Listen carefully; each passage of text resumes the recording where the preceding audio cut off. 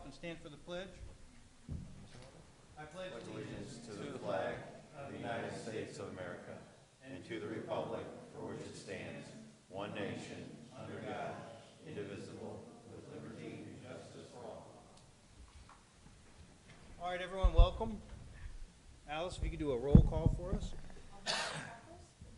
Here. Here. Here.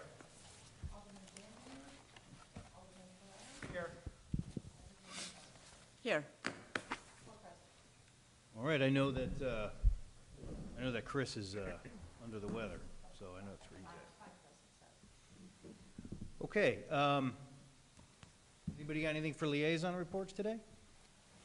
Just one quick one. I'm working with an individual Lockport resident. He was trained at Second City, and I kind of mentioned this a few months back, and maybe we could bring some affordable family entertainment to the city. So I'll be sitting down with Ben to come up with some ideas to see how we could get that off the ground. So that's pretty much the report now.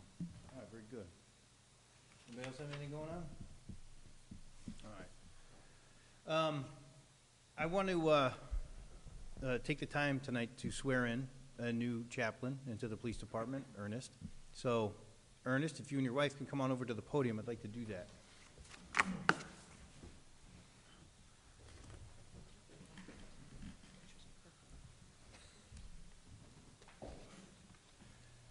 As you know, the chief has been very proactive, creating a community-oriented department and really finding new ways to ensure that happens, making sure that our citizens feel like police department is really, there to protect them, kind of like a big brother. And I think the department has been doing a great job, and the leadership team has been fantastic. And so part of that process has been to have some police chaplains, which we've expanded.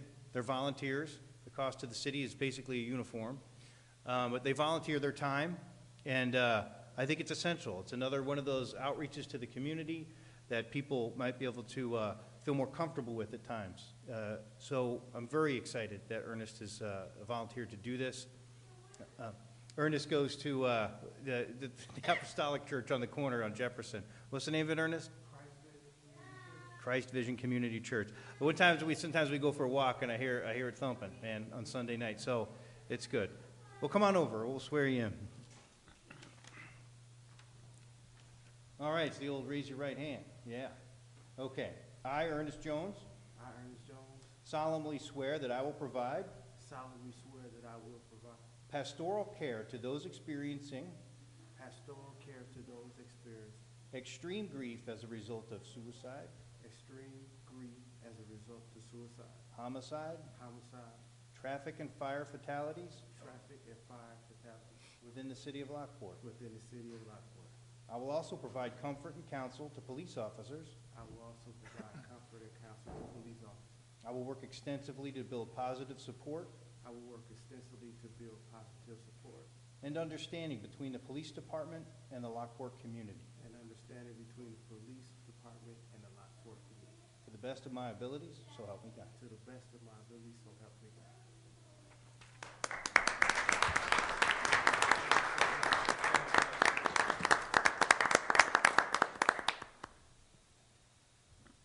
Here's your groovy bag. All right. Yeah. Thank you so much. All right, man. Thanks again. Thank you, Keeper.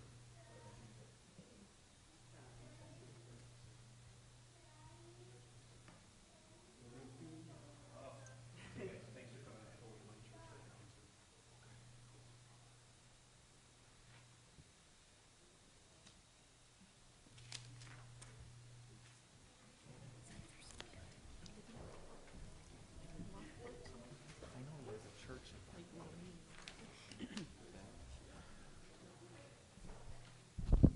All right, very good. Well, why don't we just go ahead and move on. Ben, what do you got going on with New Lenox these days? Thank you, Mayor and members of the council. The first item on the agenda is CA1, extension of the New Lenox boundary agreement. We had a 20-year agreement with New Lenox going back to 1995. It's fairly typical agreements. We have similar ones with other communities surrounding us. And we wanted to renew that. And one parcel in particular was really the only change we're recommending. We've met with their staff. Tom and I had met with their administrator and staff members, and there's one particular parcel we call the Buck property, and I didn't have it in the packet, but I did make hard copies and provide it to you tonight. There's just an example and map of what we're actually talking about. The one parcel owned by a gentleman was actually kind of cut in half by the city of Lockport and village of New Lenox, and we've agreed to take that on to our boundary agreement. It's the access to it would become off of Bruce Road. If there's ever an extension on 355 and Bruce Road, it would more likely maybe even become commercial someday. So I think it's good for the city of Lockport to go ahead and take that. Christiana, Pam, and I also reviewed the provisions. New Lenox is only asking if we take the property that we adhere to their code in regards to buffering for any residential that would be placed nearby. And again, staff reviewed those covenants and feel comfortable in what they're requesting. So we've got the agreement for you in your packet, and Tom has worked with the New Lenox attorney in regards to the language that we're using in here. But again, it's pretty much kind of renewing the other 20-year agreement, other than the one change in the one parcel. Very good. Any questions? Ben, quick question, as we're working on this, it looks fine. Can you also talk to New Lenox, how we talked about at the corner of Oak and Gauger? There used to be a street light there. For some reason, it was taken down. It'd be nice to have New Lenox put it back because it's under their jurisdiction. It'd be nice to have a street light there. Yes, and we can kind of formally follow up with them. I've had some conversations with their administrator. We weren't sure if it was us or the county, but it was. We figure out that it is New Lenox, and certainly we can send that request along to them again officially. At least find out what happened. Yeah. Kind of curious. It's very dark. If anyone's turned that corner, the last time I turned that corner in the dark, almost hit the Oh, when you street. say a street light, you mean a light, not Yeah. a traffic light. Not a traffic light, Okay. but It's an actual overhead, street to illuminate. lighting. It's very dark at that Okay. corner. All right, sounds good. Is this something we could, oh, go ahead, I'm sorry. Yeah, just one question, real brief. Our utilities, whose utilities are the closest to? Is that cities? Good question. We don't know. That's okay. You can let me know. We know. It's not, just curious. Because most of that area down there is I think, unincorporated, but No problem. I was, it says we have something. didn't need an answer tonight, so just curious. I actually had a real quick question that I forgot. Did you have to actually tell the owners of that property that? We, from what I understand, New Lenox has spoken to him, and I believe we're going to do a hearing through the process, Tom? Mr. Mayor, members of the council, the state statute that authorizes boundary agreements requires a 30-day publication of notice in the newspaper and then a 15-day notice of posting it at City Hall. The statute doesn't require us to notify the property owners. The statute presumes that they follow what's in the legal ads in the paper. Usually, though, when you have a parcel like this, as a courtesy, we inform the owner. So we'll work with New Lenox and make sure the owner of the parcel knows that the parcel will be on the Lockport side of the boundary line with a restriction regarding screening. And that Everything else remains the same as it was approved in 1995 with the original boundary agreement. So I think all of the property owners know which side of the line they're on. And again, I do believe that request actually came from New Lenox as an item for discussion, and I believe they've already had the conversation with that property owner, but we'll make sure that we have it. Okay. Is this something you need approval from us next meeting? Yeah, Mr. Mayor, members of the council, we would like to schedule it for one of the March meetings, and we'll probably end up placing it on the second meeting in March because of the 30-day publication of notice requirement. Okay. Sounds good. So for that meeting, are we good with the consent agenda up? yes. Thank Okay. you. All right, what else you got, Ben? Thank you, Mayor and members of the council. The next item is CA2, Water Infrastructure Development Plan and Sanitary Sewer Conveyance Plans. As you know, the city is constantly changing and growing, and we need to figure out ways to have connections and routing and sizing requirements for our growth and development and growing demands. We certainly have had the water system plan looked at in the past in 2007, 2010. And I'm recommending that we take a new look at this in regards to what we're going to implement over the next 3 to 5 years. The city has made a decision about go with this council to select Strand as our consultant for water, and we've been getting their input and working with them with staff in regards to directions and priorities and what we can do. But we can't sit idle. We need to be able to continue to look at water storage and sourcing requirements. Someday we're going to have to worry about some treatment plant processing and capacities. And again, we can't afford to do nothing. So what we want to do is continue to take a look at what we're doing in the CIP, expand those opportunities where we can, and again, look at when we have growth come in. I think Pam's going to say a few words here before we do have Strand here that's going to do a short PowerPoint for you, and just talk about, you know, if we have a major tenant come in that wants to do a large plant or building and structure, we have to go find out where these opportunities are and how we can get them connected, get the upsizing we need to be able to serve their need. And we don't want to lose those economic growth opportunities because we're spending time trying to figure out how we're going to serve them. We want to know how we're going to serve them in advance. Hope I didn't say everything you were going to say. But. No, I think from an economic standpoint, you know, we really can't have what we had with the Highlands of Lockport development when that came through. When they came through, there was a lot of time spent discussing and going back and forth about how utilities would be provided to that property. Now, we had time and the economy on our side because it was still kind of sluggish, so the applicant himself was not real anxious to get the project started. However, as the economy continues to improve, I mean, it's really important when we have those initial sit-down pre-application meetings or, you know, concept meetings with potential applicants and users that we're able to describe to them what we're capable of providing.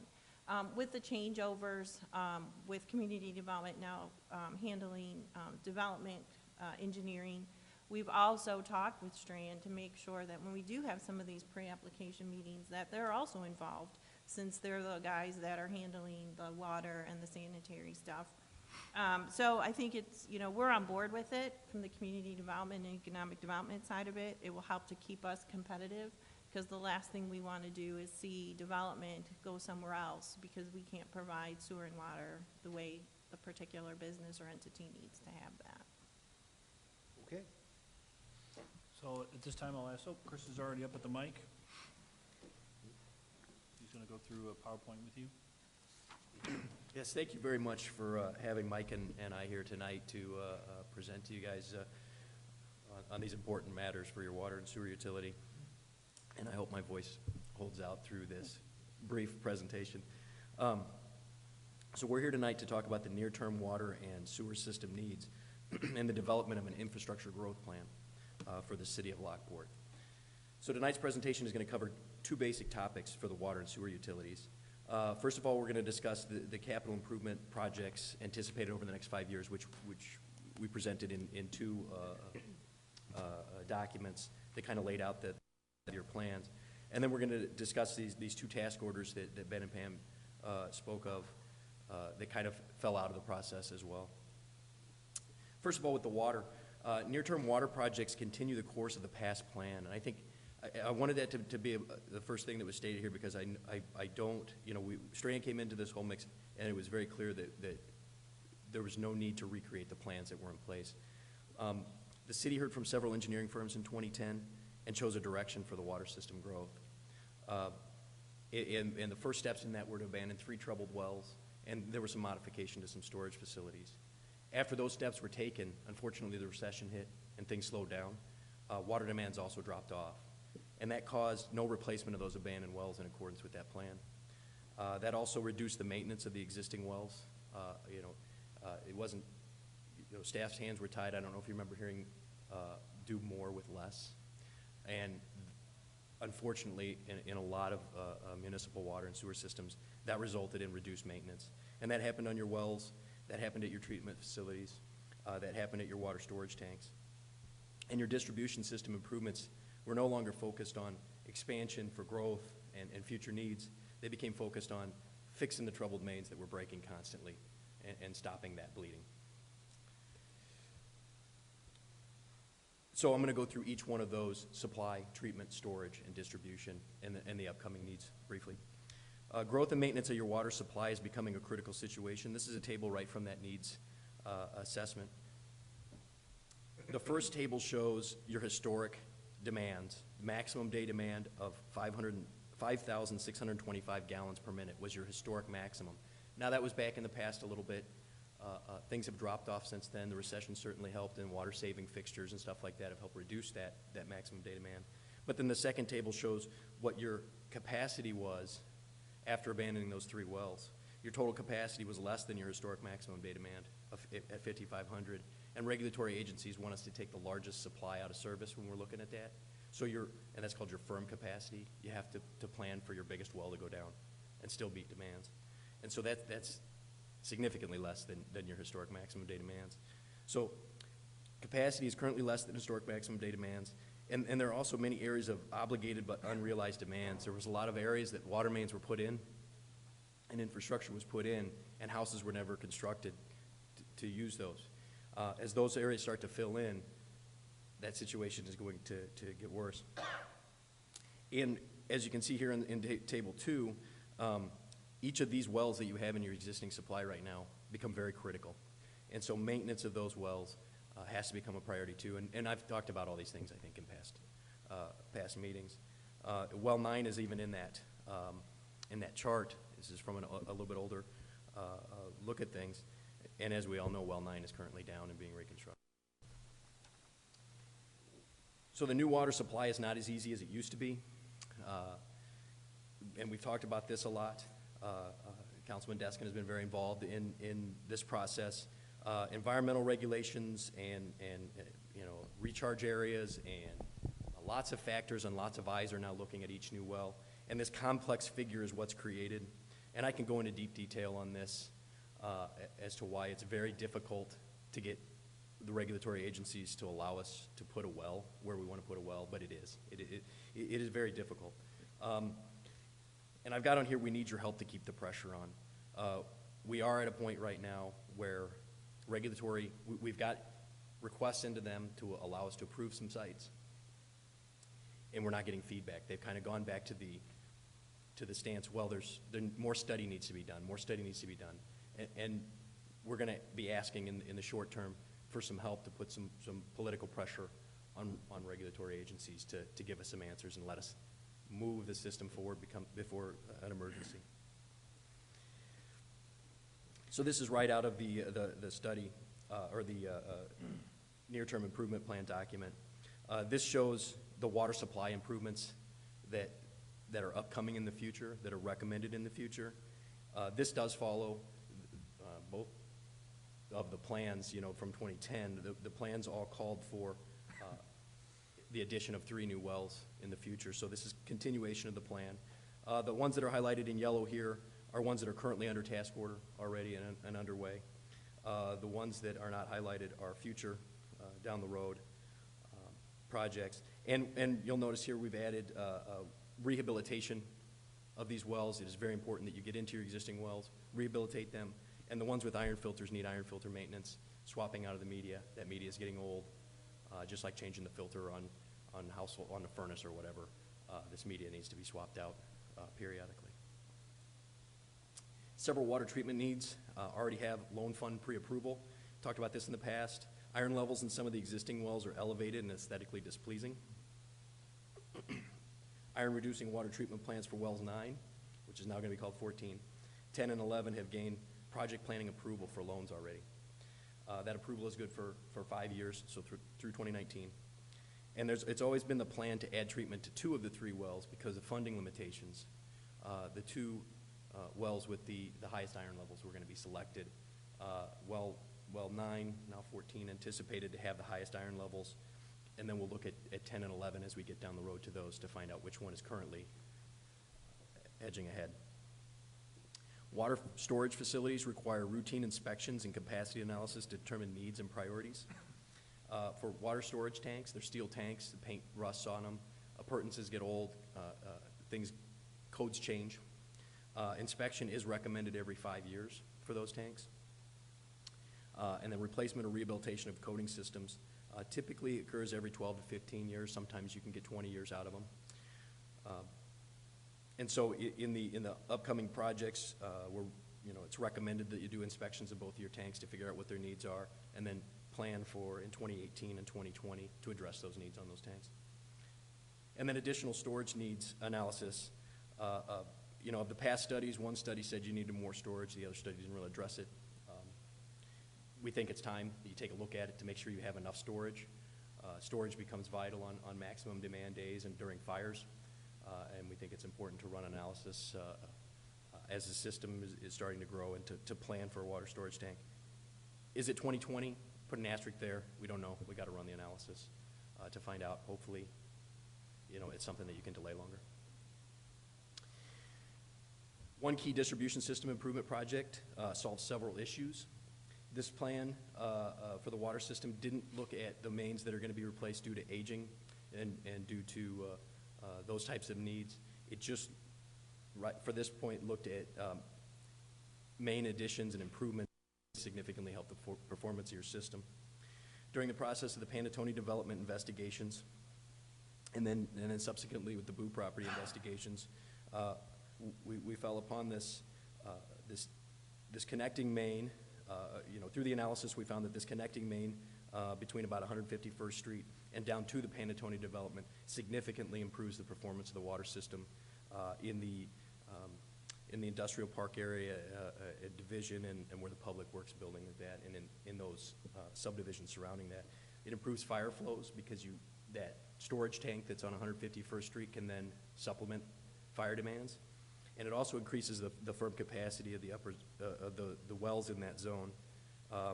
There's only 2 wells feeding that system right now, so if one goes down in that Division Street area, if one goes down, that becomes a concerning situation. Whereas with this connecting main, it increases that to 5 wells that feed the whole area, so a little bit less stress on the well system.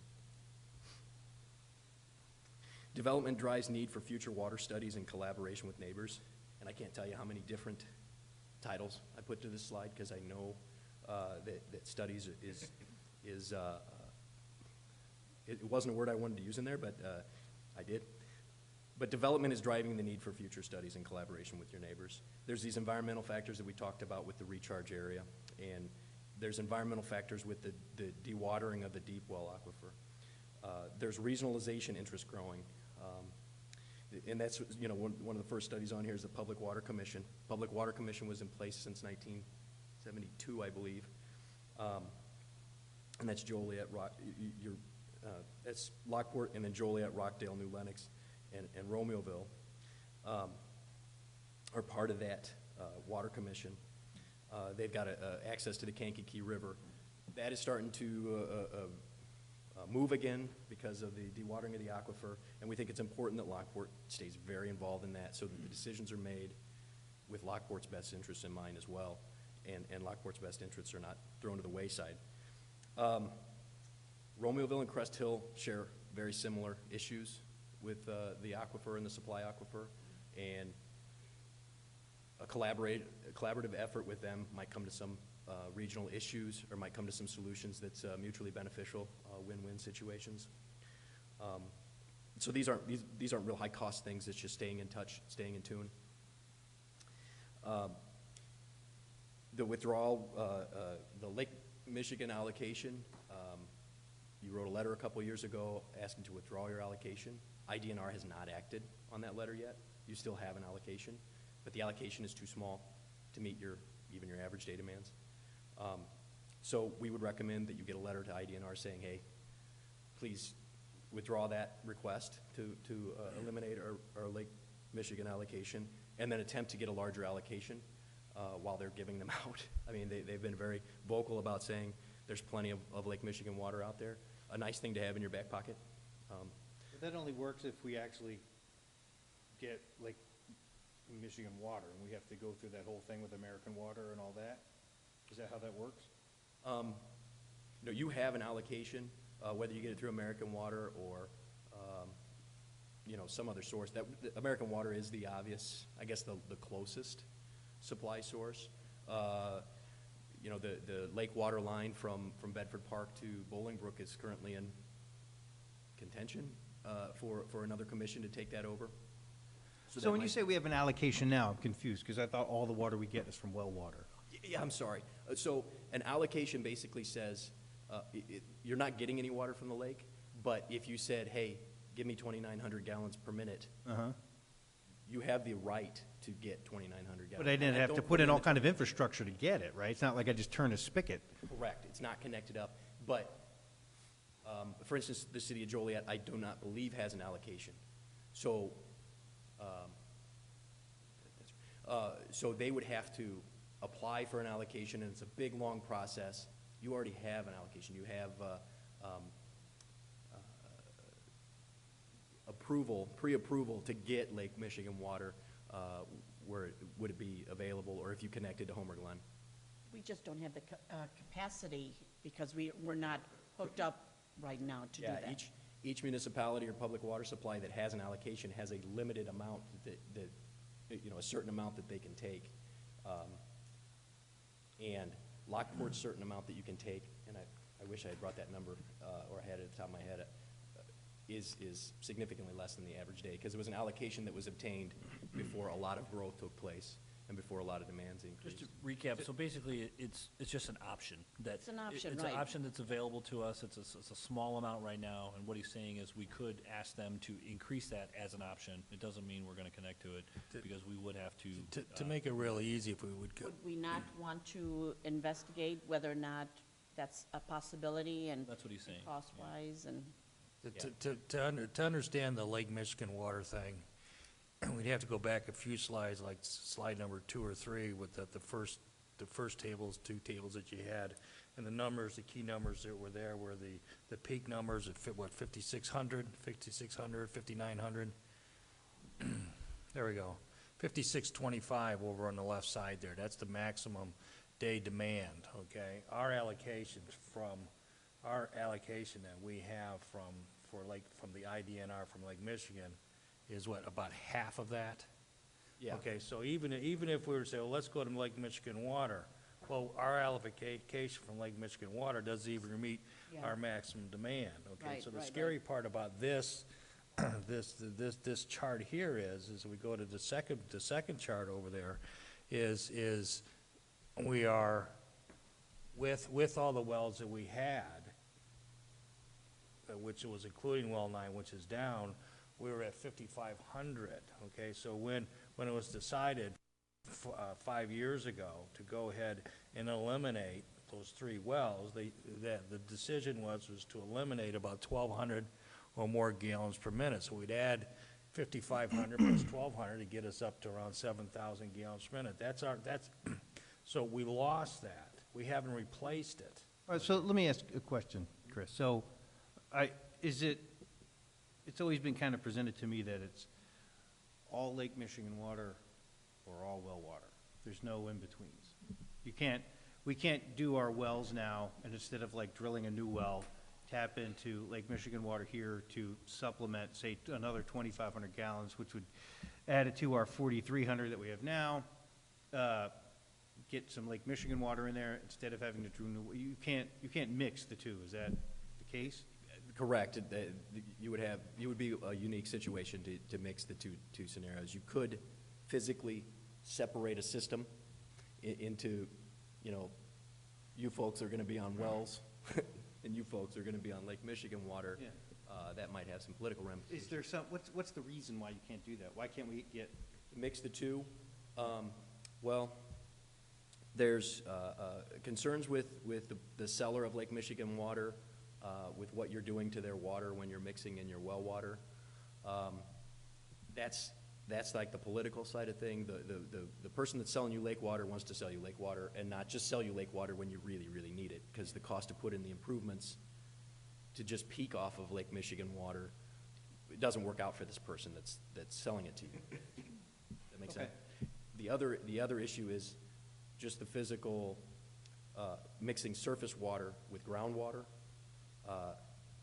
Those people that are in that zone where it's surface water one day and groundwater the next day, and a mixture, it's different temperatures, different water quality, and it's not aesthetically pleasing. Okay. So your deduction is correct. Like, if you were to get an IDNR, that's why he's saying the allocation we have currently wouldn't be enough.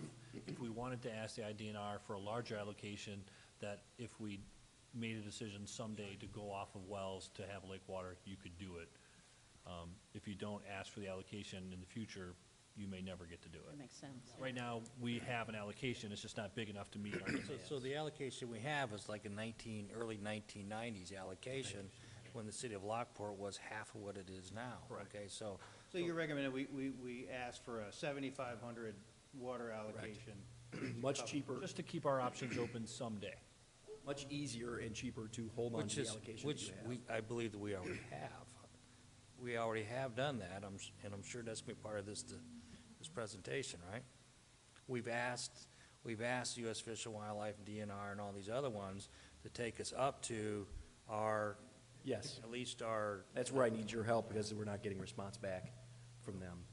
Okay, On that. so we're trying to get it out of our wells, they're saying they're dragging their feet, so Ben and I are gonna go muscle them. All right, I get it. You And laugh, so no, but- this thing with American Water, is that just your idea, or you feel like that comes from somewhere else? Which one? Because, all they do is smell collusion. Well, you can't get any more water from your wells. Why don't you talk to American Water, our friends over here? Oh, So, from me? no, I don't know. It just sounds like, I can't, Trying I'm to having a figure hard out the time believing we question can't here. get water from our wells. Oh, I'm wondering if well- we're getting roadblocks from people Yeah, higher up because they're trying to push us to American Water. there are, yeah, when we asked, when we asked the people that were concerned about the environmental, the dewatering and the dragonflies, what are we supposed to do? We can't go deep. Their response was, well, you should be going to lake water. So. And they their kind of- response also was, just go ahead and drill another well. It won't be potable water, to go ahead and water the dragonflies. I swear to God, they said that. So, it's not collusion or anything like that. It's that you can't switch the direction of a water supply. One year you decide you're gonna go this way, and the next year, and to go to Lake Michigan water is a lengthy process, whether you have the allocation or not. Yeah. So, as the situation with the current aquifer that you're on and the deep aquifer gets worse, you need to start at least having the tools in place. Right. If you did have to start. Well, no, like I said, you follow where I'm going. I find it fascinating that they're telling us that we can't get water from our own wells or drill new wells to reach our aquifer. And they're like, why don't you go get American Water? And, we've made decisions in the past not to do that, but I feel like we're being kind of maybe pushed in that direction by these guys. Yeah. It seems kind of bizarre to me. Yeah, and I guess I don't look at it as a collusion or, they wouldn't say American Water, they would say lake water. I think they're looking at the same data that all the rest of us are with the deep aquifer, and knowing that that's not, that's in trouble. I'll take my tinfoil hat off now. Okay. Hey, Chris, quick question. How long does the allocation last? Is it 20 years with the IDNR? Well, we've already sent them a letter that we don't want it anymore. I know that. We went through that process. But if we increase our request, how long does that stay in place? So if we increase it to 7,500 or 10,000 for Lake Michigan, is it 20 years? I can look into that. I do not know Just that. curious, that's all. I've Well, never- in the end, this is going to be, there is some political pressure. Like I said, Ben and I and Tommy, we'll get on this, because it's a matter of, if they're not going to allow us to drill wells in our own aquifer, then we're going to have to deal with, Lake Michigan water. So we're going to have to push these guys to, one way or the other, to allow us, or make a decision not to, permanent. And in earlier meetings, sorry, Mike, not to keep going on, but in earlier meetings with the regulators, it was very positive that they were going to allow wells to be drilled near I-355 corridor. But as time goes on, they're backing away from that, and that's where we need to step Yeah. in now, I think. Well, and that was where Darren stepped in, when they basically designated the entire city of Lockport a dragonfly habitat. It's like, Right. seriously? So, okay. I think the things that a lot of people don't understand is that the Lake Michigan and all the lakes there are probably one of the largest freshwater lakes, right, in the world. So they're just, as a region, they're saying just grab water from there. But there's a lot of logistics in getting that water all the way down, and Well, there who is. you're I've heard- paying, and every neighbor's tacking on, Yeah, so. no, it always seems like a big money scam to me. Yeah. That's why I get like hesitant. It's like, I've always heard that's very expensive. You gotta pay everybody along the way, their cut. And there's a lot of people along the way that, Yeah. or villages that we have to tie into. Yeah, so Price of that's water why could I'm change. I'm skeptical. The price of water could change. It's not just the infrastructure to connect and get it, then now you're buying water from somebody. And if you guys remember the old Hiram Norton story, he built that hydraulic basin, and then he needed water, and Chicago wouldn't open the locks once in a while to let water down there, and so he basically went bankrupt. So I hate relying on other cities along the way to give us our water. Oh, all right. That's conspiracy. Yes. No, that was a fact. Just an option to keep on. Chris, Okay. let's move on. Okay. So that water loss analysis, and I think we beat the Lake Michigan water cost analysis. Water loss, just due to age mains and issues like that, is getting high in the city. You might want to perform a water audit analysis or a water loss analysis to try and pinpoint where the major water is being lost and start to correct those issues. I hesitate to say this, but if you went to Lake Michigan Water, sometime way down the road, they do have a 12% max on water that can be lost for that, and so you would have to start working towards that. Those two projects are shown for 2016 and 2017. Joe would want me to say that, those can float out. Those are obviously, as funding allows on a lot of these things. When we switched over to the new metering or the water, the backflow preventer, the testing and stuff, they gave us that stat, right? That new company?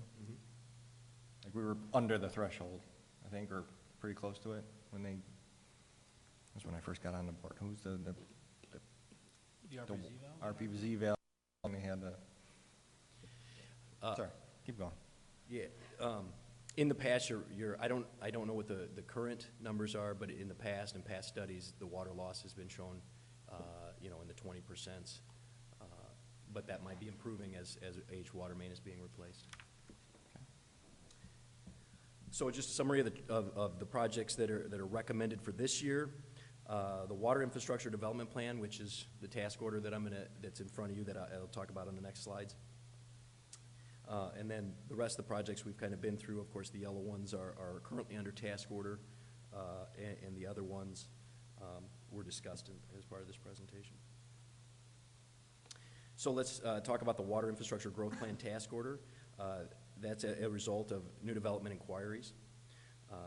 What's happened over the past couple of years is as developers express interest, we, Strand, are asked to recommend water utility sizing and routing.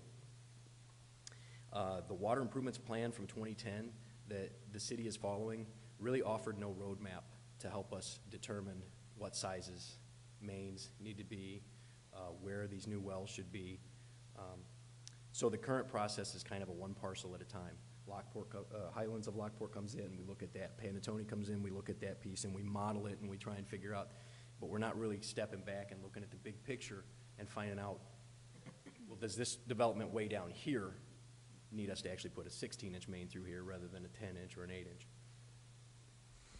Chris, I noticed one of the properties is in Homer Glen, if I'm not mistaken, the Boot property. Yeah. Yeah, Is RFPA that gonna reaches create out, our facility planning area where we need to produce or provide water and sewer to customers goes beyond our borders. Okay, So, through the FPA. Okay, thanks. So tonight's task order develops a water system growth roadmap or future snapshot. It considers all the projects I just talked about and the anticipated future development. It's going to use the computerized water system model to develop optimum new well locations, optimum new storage locations, if storage is necessary, additional storage, and then a water distribution system growth plan to meet regional needs. It's going to look at the overall plan rather than a parcel-by-parcel image to determine main sizing and routing. So you're going to know approximately where new wells or new storage need to be when these developments come in. So, you'll have it in the back of your brain, hey, I need a well here, I need a well site. And it's also going to allow us to have much quicker response time. to have this roadmap. And with that, I'm going to turn it over and switch gears to Mike for the sewer. If you don't mind, I'll just chime in a little bit here, Chris. So Chris just kind of spoke about the first half. We were working with Chris earlier on, and then we started working on some of these other developers and other considerations, and so we thought we really need to address the wastewater concerns as well. So that first portion that Chris just went through, that's the task order, that's $22,000. And then the second task order for the sanitary, the wastewater treatment and conveyance is for $32,900, and Mike's going to talk about that. Two components on the agenda. Thank you very much. My name is Mike Waldron. I haven't had the chance to talk with you before, so thank you for this opportunity. As Chris had noted, we did give a report, or kind of a near-term wastewater treatment conveyance system report that gave an idea of the next 5 years. I don't want to muddy up the waters. I'd like to focus on this year, because what we're looking to do this year actually is going to dictate a lot of what we do in the following years. So that's really what's in this red box here, these projects in particular. So what you're going to notice is that your near-term wastewater needs are generally driven by regulatory issues, number one, and by anticipated future growth, number two. Since your last wastewater treatment plant upgrades, which were in 2001 and 2006, that's the last time you've done wastewater planning. Since that time, there hasn't been any really cohesive wastewater planning. In that time, development pressures kind of let up, like Chris had noted, so attention went from expansion and capacity issues to maintenance issues. But since that time, a few other things have come up. So last year, 2015, your permit for the Bonnie Brae wastewater treatment plant was reissued, and with that reissuance came a bunch of new requirements that the IEPA has placed on us. We knew that some of these were coming. This year, 2016, your Division Street permit comes due, and that'll get reissued at the end of the year, and we're expecting the same kind of requirements to come in that permit. Also, in the last few years, as you've noticed in a couple things we've noted tonight, development pressures have increased. Questions have been raised about what's the capacity of city's system to handle both wastewater treatment and conveyance issues, both now, obligated, and future. So the city's progress, we feel, is necessitating us to put an eye on this and to come up with a planning tool for us to use as we go forward. To give you some background on the regulatory requirements that are impacting you, under your Bonnie Brae NPDES permit that, as I said, was reissued last year, there are three major things. They're asking us to do a phosphorus removal optimization plan. What that means is they want us to look at your plant as it currently operates and figure out how within that current plant can I remove more phosphorus from the discharge. They don't want you to spend any more money, but they want you to maybe play with your processes a little bit, get better at removing phosphorus. But then they also want you to go further into a phosphorus removal feasibility study. They want you to get better. They want you to get down to even lower levels of phosphorus, but they know that that's going to cost you money, so they want you to figure out, when you do that, what's it going to require and what's it going to cost. And all that information over the next 5 years, the IEPA is going to gather from you and from other treatment plants in the watershed, and they're going to say, is this feasible?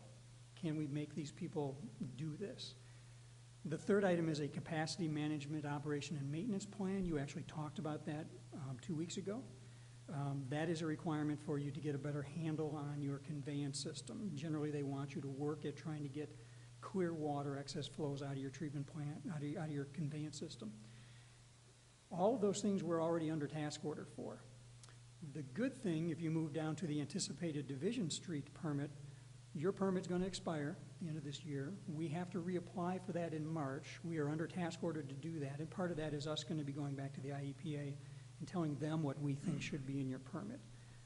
But also, we know that the phosphorus and the CMOM is going to come up in that permit, so we're going to deal with that plant as we deal with the Bonnie Brae plant. So you'll see on here, we are under task order, same task order for Bonnie Brae. We're going to do it simultaneously for Division Street and knock that stuff out right away. This regulatory stuff then gets us into figuring out how we look at the overall wastewater operations. Some of the things that we may come up with in this feasibility plan and in our study of the regulatory stuff on the treatment plant might impact your conveyance system. So what I'm showing you here, this is a map of your wastewater conveyance system. The colored area is your current corporate boundary. In that boundary, some things are developed, some things are not developed. This is what we call your obligated area. As we look at some of these regulatory issues on the plant, it might make sense for us to do some messing around in that conveyance system, maybe redirect flows to different plants, and it may be more efficient for us to do upgrades at Division Street or at Bonnie Bray, depending on what is going to be required from a regulatory standpoint. So this is where the treatment aspects start to become very holistic in your overall conveyance system. So going from the regulatory issues to the development issues, this is that same picture. And Councilman Peretta, this kind of goes to the question you had before. I'm noting to you the colored area that is your corporate boundary. There's the facility planning area boundary, which is that darker, thick line that goes out wider and has a lot of white space. That's what your facility planning area is. We have to look at that as we move forward and figure out how am I eventually going to serve that entire area. So pressure that's been coming on the city lately as development interests have come around, that's kind of spurred us to look at this and say, how are we going to deal with this? So as case in point, last year, there was a development that came in. We were a little concerned about treatment capacity. We did a study of your wastewater treatment plants and figured out where are we at from a capacity standpoint. Indicated to us we're good now. We are good as we continue to deal, if we have to continue to deal with some of your obligated area, but if I had to deal with your entire corporate boundary, then we start getting into a point where we get to like 80% capacity at Division Street, which is usually a trigger where you have to start thinking about how am I going to expand. With that, maybe there's some stuff in the conveyance system that we can do to move some Division Street off to Bonnie Bray, which is fine right now. You could handle all of your obligated in Bonnie Bray and have no problems. So there's some balancing. Right now, there's no big plan that helps us know how to do that. In addition, I had mentioned your CMOM program that we have to do by regulation. The C in that is capacity. So what we do from a capacity standpoint in the conveyance system is also going to help us meet this regulatory CMOM requirement. So that's the background. Those are the projects that we have slated for 2016 right here and right now. That is dealing with these regulatory issues and moving into studying your conveyance system. So if I can touch on the task order, the wastewater task order that's in front of you tonight that Ben had mentioned, this is going to provide vital information to the city's growth. Right now, as I mentioned, there's no cohesive plan regarding sanitary sewer flows, how we deal with capacity in the conveyance system, how we deal with expanding that conveyance system out to deal with future development. So as developers come in and they express interest, we have nothing to recommend to them. We have to go, as Chris had noted, parcel by parcel. Highlands of Lockport comes in, I'm kind of looking at it with blinders. We want to be able to look at it from a big picture and say, how when those developments come in are we going to be able to deal with them and deal with them quickly? So this proposal in front of you gives us that confidence to look at it a big picture, to know how to size things, to deal with possible wastewater treatment plant implications. If we get to 80% at Division Street, how can we help ourselves with that and have quicker response time? So that took 7 minutes. Far less complicated, but thank you. All right, gents, well, I appreciate it. Thank you so much. Well, I just have a couple of comments. You know, I having lived in this town my entire life and have observed more city council meetings than I could ever possibly count over the past 40 years or so. What has always really happened in regards to water and sewer, and let's be honest, that probably is, you know, without water, we don't have a town. You know, towns are always, it's real simple wherever you go is why is that town there? It's either going to be a rail line or it's going to be a waterway. And for decade after decade after decade, those that have sat up here in our spots have always said, well, cut, let's go ahead and let's try to be as conservative as we possibly can. And so we have always been reactive instead of proactive, okay? And so what's happened with our water capacity as we speak now, you know, it's wonderful that we're able to provide water to our current capacity, but the thing is we can't look at just at today, we can't look at next week, we can't even look at next year. We've got to be looking at 15 years from now. So all I would ask is as things get discussed over the next year or so, that we concentrate on what needs to be done instead of pinching pennies, because pinching pennies has led us to the point where we're, in a short period of time, we have an 80% capacity operating plant at our Division Street, and we just simply can't. So if we're going to expand, we have to be able to provide water, we have to be able to provide sewer, and we may have to make some tough decisions in the future that that we're just going to have to understand the reason why we're making these decisions. So all I ask is that that my fellow elected officials put in a lot of time in to try to understand, to learn as much as you possibly can about this, okay? With the well siting thing here is we're into a very, very small area. When Chris says we need to go ahead and exert some political pressure, we already have exerted some, and right now it's been kind of ignored because we had a meeting with some of the alphabet agencies back in August, and we have gotten, it's the end of January, and they've done nothing other than say, oh yeah, we'll work with you, okay? I think that we should need to go ahead and get a definitive from them that first week in April. I think, 2.5 months is plenty of time for them to actually open up a book or turn on a computer to actually go ahead and do something. I think that when they go ahead and push back, and they will, that we say, I want to see your scientific data. I want to see your data for the east side of the Des Plaines River. Just let people know as it doesn't exist. They're going to want us to go ahead and do their studies for them. I'm not going to pay a penny for that. Okay, they're going to have to do it. If they can't provide the science, if they can't go ahead and provide the data, then we have to be prepared to say, are you going to be able to, are you stand up in front of a judge somewhere and say, we don't have anything, but we don't think that we don't want them to do it because we're worried about a dragonfly or a turtle or a bat. Okay, and that's where it is. It sounds ridiculous, it sounds crazy, but this is what we're dealing with when we come to these agencies. They have backed us in a corner, okay, and in reality here is if we don't push back tomorrow and expect answers by a specific moment in time, they're never going to respond. So I don't know how we do it, but I want answers to, I want them to go ahead and give us a scientific answer to any question that we ask them by the first week of April. They're not going to want to do it. They're going to say they don't have any time to do it. I really don't care. Okay? And Well, this is also part of the process, Darren. I mean, it's a matter of, you went out there and you got that information, which was very helpful. I mean, at least they were like, yeah, we'll work with you.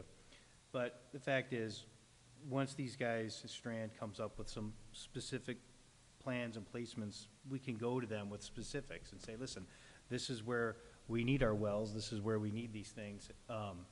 I think right now, everybody's talking in generalities, and that's probably some of the problem. I think you I don't know if you misunderstood what I was trying to say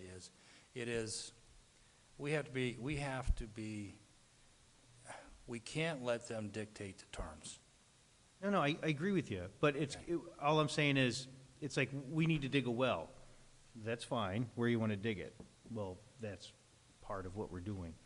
They're going to want to know specific answers. They've been open to the idea of working, but once we have some better answers as Strand moves forward with this, we'll be able to get, I think, it's easier to put pressure on people when you know specifically what you're asking for. I guess is let's not be cautious up here.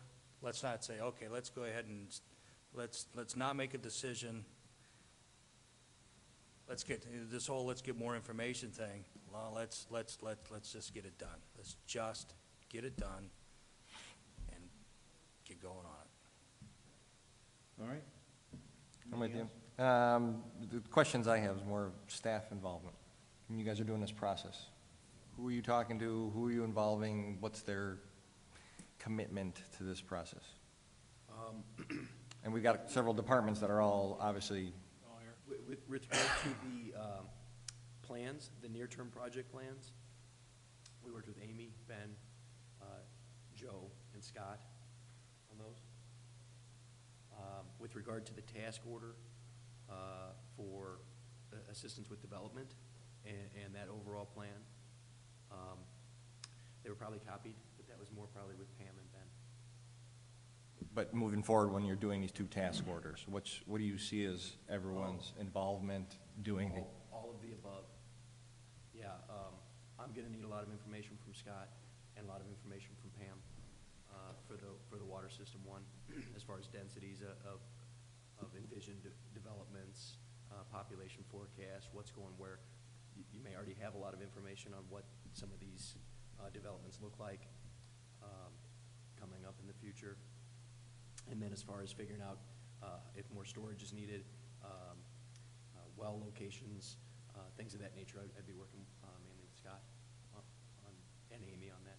Right, and just because I've talked to Ben about this, just concerns of, you can design the system and design, you've had predecessors that have designed things and they just kind of got put on the shelf, and everyone has a different idea how to approach this. The institutional knowledge needs to stay with Pam, Amy, Joe, Scott, everybody here, so that they buy into this, everyone buys into this, they're doing this, you're facilitating this, giving that, and then we can move forward and really use that, like our CIP, like our land zone, all that stuff. I want to make sure that it's not you guys just going away, coming back and be like, here's your plan, great, Yeah, no, thank you. The outcome of this for the water side, and probably something similar for the sanitary side, is a figure that shows water main sizing going out into open space. It shows bubbles where wells should go. It shows bubbles where future storage should go. So that's something that crosses from Public Works. So you're picking Pam's brains on the new development, you're picking Public Works and everybody's brains on which side of the road, sizes, what's maintainable and everything. You guys are on board with that? Okay. Cool. I have a question, Chris. You showed your slide in regards to the collaboration with our neighbors. Yes, sir. And as you went along with your presentation, it became a little bit more clear to me on how would that work if our neighbors have the city water, Chicago water, let's say. Our neighbors have Chicago water, and how does that play with us? Because how do we tap on it? So I think you kind of explained that. We have to maybe divide that off and all that. But I know at one time our discussion was the reason not going with city water, the Chicago water, let's say city water, I guess, is that our infrastructure needed much updating. So just kind of wondering, you're talking about all that. Is that playing into your role too with everything? And as far as where are we at with our updating our infrastructure and and that's where the water loss analysis comes into play. Right. I spoke with Dan Einard of IDNR, who IDNR administers the lake water allocations and monitors those and monitors systems that are on lake water for how much water they're losing. And I didn't name the community, but I did mention this situation where the community currently loses more than 12%, which is the limit. And IDNR's current stance is that if you put a plan in place to get to 12%, to them getting off of the deep well aquifer, namely, but soon the shallow well aquifer, they would be willing to work with you on a plan to work towards 12%, but give you the lake water allocation early. I don't know what the exact percentage is, but it's somewhere around 75% of the lake water communities currently are working towards 12%, but they don't, they're above that with the changes in the regulation, so. right? Because we do have to remember that, once that comes into our town, we're paying for it. So, those cost factors got to be like, I don't know, I just can't, I'm trying to fathom that, but I can't, And let's not focus It's a water burden. loss on just a lake water issue. If you're losing, let's say 15% of your well water, that's 15% growth capacity that you're losing, to meet soon to be, upcoming future demands. Well, sure. No, I understand that, right? No. And to be fair, what is most municipalities are at what? I mean, you can't be zero, Oh, I'm not right? answering that.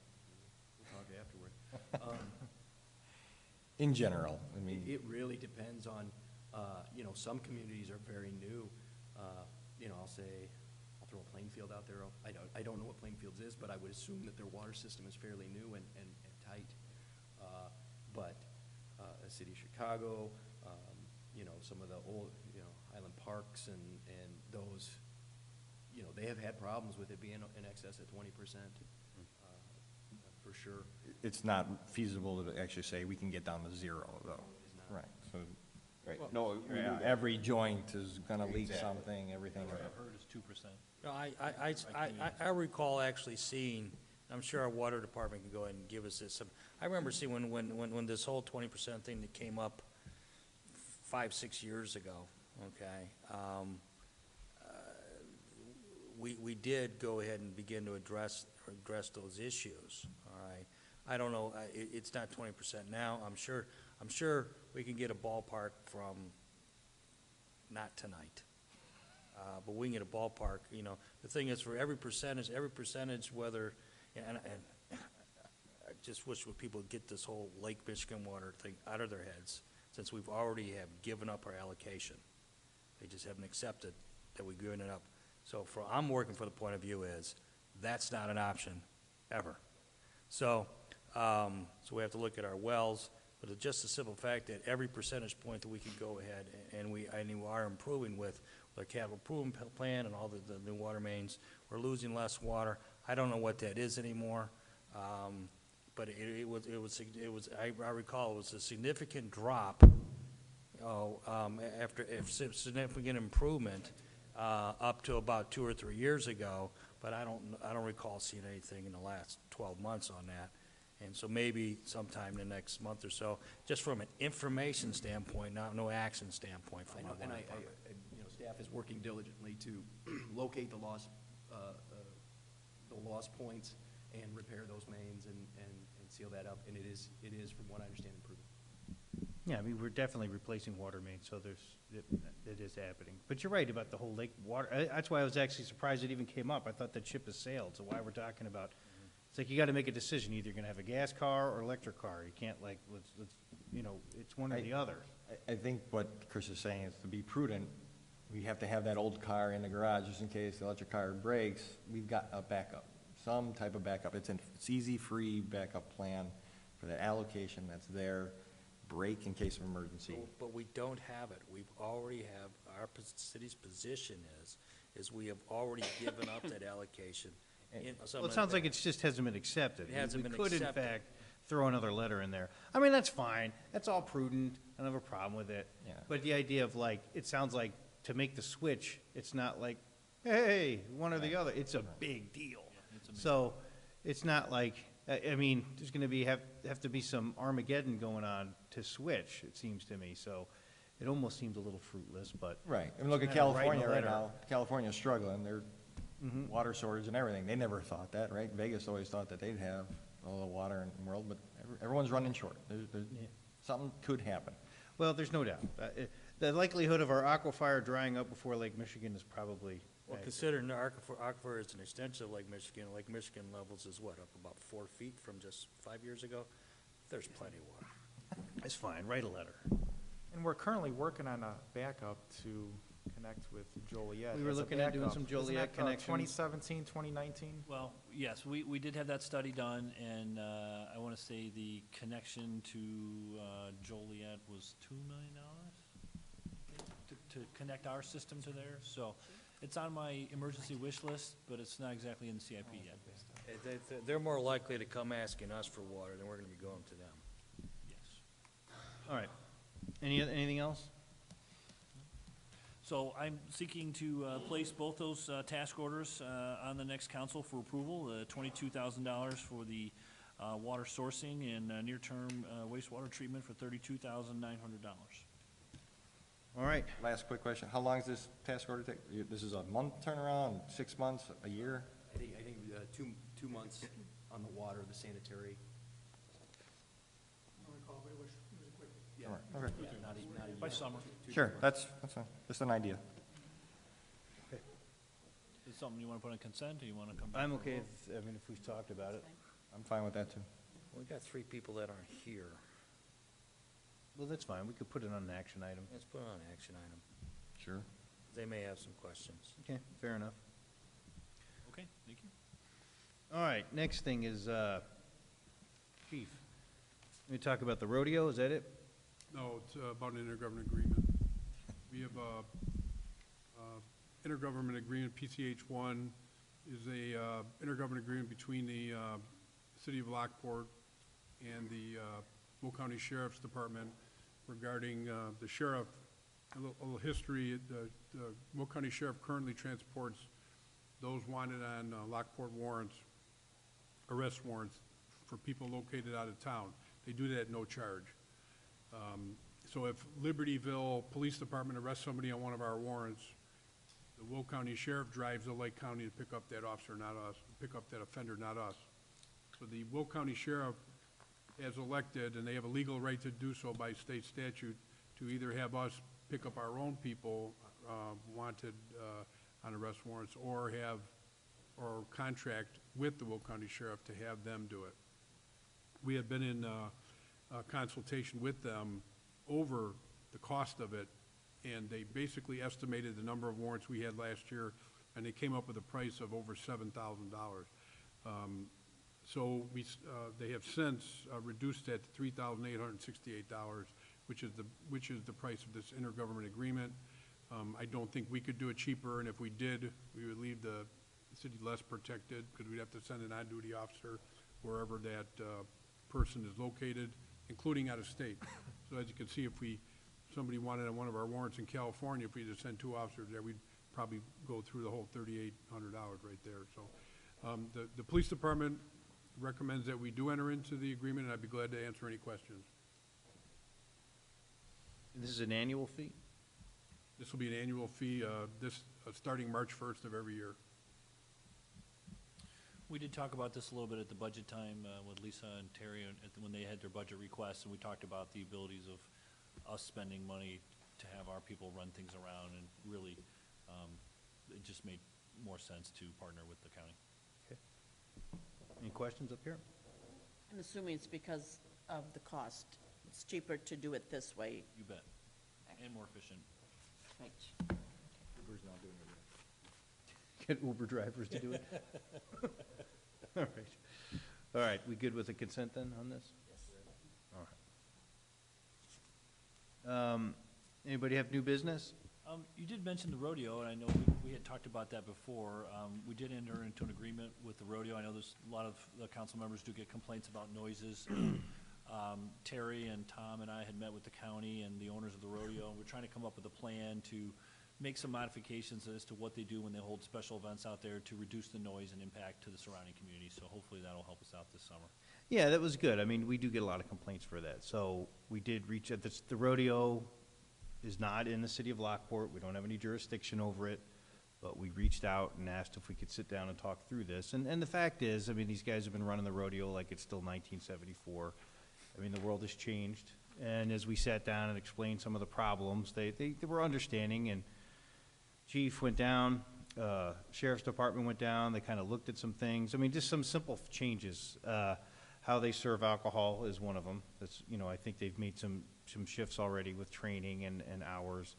But then even when it comes to the noise, I mean, they had all these speakers like facing north towards Lockport. It's like, you know, just some simple changes of turning them, having them face south down into the arena instead of, I mean, we're hoping a lot of that changes some of the noise pollution. Yes, have them send it to New Lenox. Send it to New Lenox, yeah.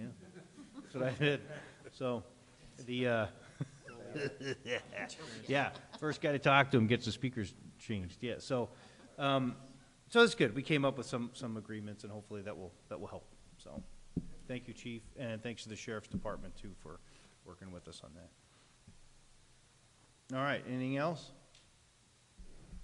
All right, looking for a motion to adjourn. So moved? Bob, Second? seconded by Joanne. All in favor? Aye.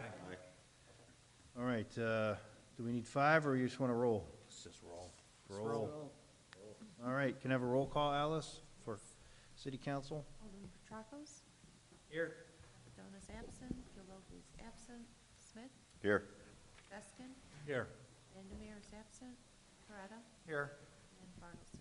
Here. 5 present. All right, I'm looking to have a motion for a consent agenda. So moved. Second. Okay, we got Darren and Bob. All in favor? Aye. Okay, so on tonight's consent, we have the regular city council meeting minutes of January 6th. We have the committee of the whole meeting minutes of January 6th. We have our payroll period ending January 3rd. There's the various bills. We have the NICOR natural gas franchise ordinance agreement. And then there's the special meeting with the Lockport Chamber of Commerce meet and greet luncheon. So looking for a motion to approve. I'll make that motion. I'll second. Brian and Jim. Can I have a roll call, please? Yes. Petracos? Yes. Smith? Yes. Deskin? Yes. Coretta? Yes. Bartleson. Yes. 5 yes. Motion carried. All right, what do we got? All right, so we need a motion to approve the executive session minutes as presented. So moved. Alderman Deskin, Second? seconded by Joanne. All in favor? Aye. All right. Pam, what do you got? Yes, thank you, Mayor. This evening, we have a facade grant reimbursement for the property at 117 East 9th Street. George Gatsis, who is the owner of the property, requested last year a reimbursement in the amount of $7,700 for some building improvements. These were previously authorized under the program last year. The improvements to the building included rebuilding the first floor storefront windows and bulkhead. When this was approved, the original amount was $8,202, which was 50% of the estimated cost. As it turned out, the cost came in a little bit lower, so the reimbursement amount is actually only $7,700. And so the applicant has complied with the grant requirements and that the work was all completed in 2015, as well as payment to the contractor was made in 2015. So we are requesting a motion to authorize the reimbursement of $7,700 to Mr. George Gatsis for the completion of his improvements at 117 East 9th Street. I'll make that motion. Second. Go ahead. All right, Bob and Joanne. Looks good, guys. Looks really nice down there. Thank you for doing that. It's really nice. Very nice. Shouldn't we vote on it? Yep, I just wanted to say good job. Okay. All right. Yeah, now that we don't, now we're gonna vote no. Yeah, so, all right, can I have a roll call, please? Petracos? Yes. Smith? Yes. Deskin? Yes. Vandermeer, I'm sorry, Coretta? Yes. And Bartleson. Yes. Thank you. All right, gents, thanks. All right, and, we have anything else? Oh, some of you were there, I know Brian was there, JR was there, the Downtown Development Committee meeting. Joanne was there. I was there. Yeah, Darren, most everyone was there, except for these two guys. No, you guys are everywhere, so, but it was good. It was a good kickoff meeting, really getting the engineering and the Downtown Development Committee meeting together so we could start instituting the plan for 2017. It's gonna be exciting, so looking forward to it. So there'll be a lot of conversation over the next year as we move forward with it, so brace yourself. All right, if there's nothing else, then I'll have a motion to adjourn. So moved. Jim? Second. Thought you guys wanted to stay. Yeah, let's hang out, man. All right, seconded by Darren. All in favor? Aye. Right on. Speak up. Speak up.